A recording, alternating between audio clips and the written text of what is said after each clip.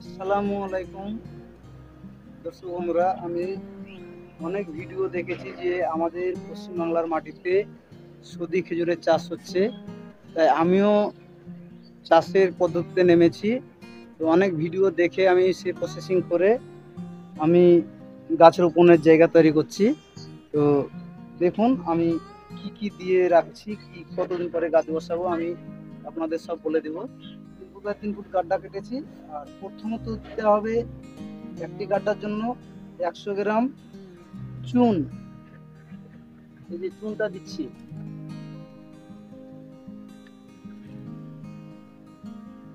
একশো গ্রাম চুন দিলাম, 100 গ্রাম চুন দিলাম। তারপরে আমি একটি গাড্ডার জন্য 50 কিলো জৈব সার, এই জৈব সার ঢালছি।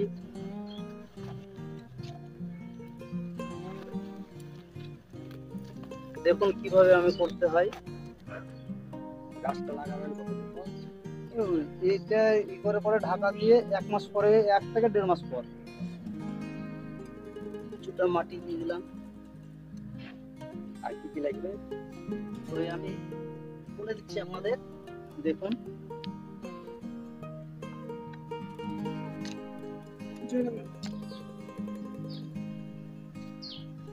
এবারে দিচ্ছি আমি যে দানা বীজ 100 গ্রাম।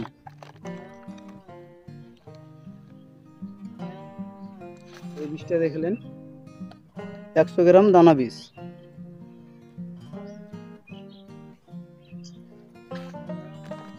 তারপরে দিচ্ছি এখানে একসঙ্গে আমি মিশ্রণ করে নিয়েছি, পটাশ আছে আর ডিএপি আছে। একটি গাড্ডার জন্য 250 গ্রাম পটাশ আর 250 গ্রাম ডিএপি।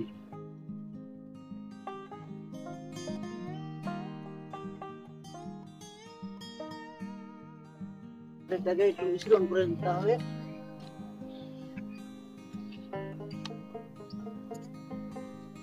হয়ে গেল। এই যে 50 কিলো পিসতে আমার সিমেন্টের বস্তার 1 বস্তা যে সারটি, সেটা আমি সব দিয়ে দিলাম। তারপরে আমার 250 গ্রাম পুষতে যতটা প্রয়োজন ছিল ততটা দিয়ে দিলাম।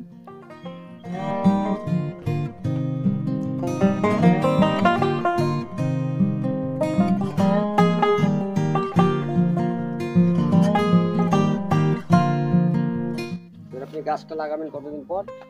এটা লাগাবো আমি ম্যাক্সিমাম 30 দিন, 30 দিন থেকে 40 দিন হলেও অসুবিধা নেই। আচ্ছা, তারপর আর কি কি লাগবে? এখানে আমার একটু গোবর সার আমার নিজেরই প্রসেসিং এর আছে।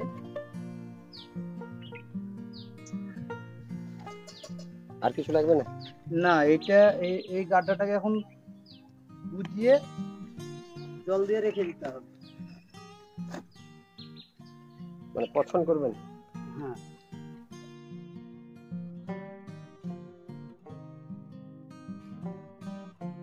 বন্ধুরা আমি তাহলে এইভাবে সার দিয়ে মাটি চাপা দিয়ে রেখে দিলাম। এটা থেকে গেল আমার এখন 30 থেকে 40 দিন।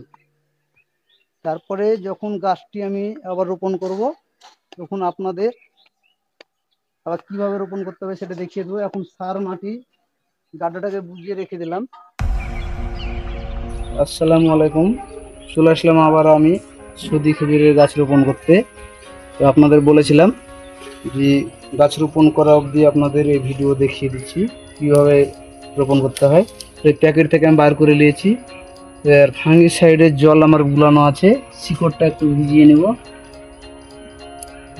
ভিজিয়ে নিলাম, তারপরে শিকড়টা একটু ছড়িয়ে দাও।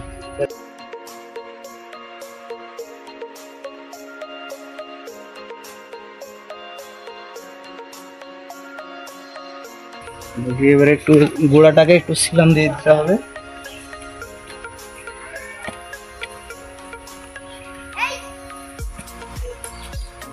সিলাম দিলে কি হবে, জটটা একটু টাইট করে ধরবে, মাটিটা টাইট হয়ে যাবে। তাহলে আপনাদের যেটা দেখিয়েছিলাম গাড্ডাটা কতটা কাটতে হয়, কি সার দিয়ে রেখেছিলাম, সেই গাড্ডাতে আমার আজ ওই গাছের রোপণের ভিডিও শেষ হলো। এরপরে গাছ যখন যা খাবার দিতে হয়, যা পরিচর্যা করতে হয়, আমাদের পেজটাকে ফলো রাখবেন, টাইম মতন সব কিছু দেখতে পাবেন। গাছ রোপণ করা হয়ে গেল।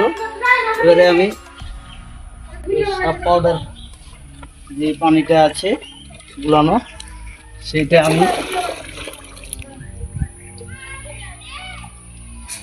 গাঢ় করে গুলানো ছিল, সেটাকে আমি একটু পাতলা করে নিলাম। মানে এই প্রসেসে আমরা গাছের গোড়া থেকে পানি চাইতে দিয়ে দেবো। হ্যাঁ হ্যাঁ।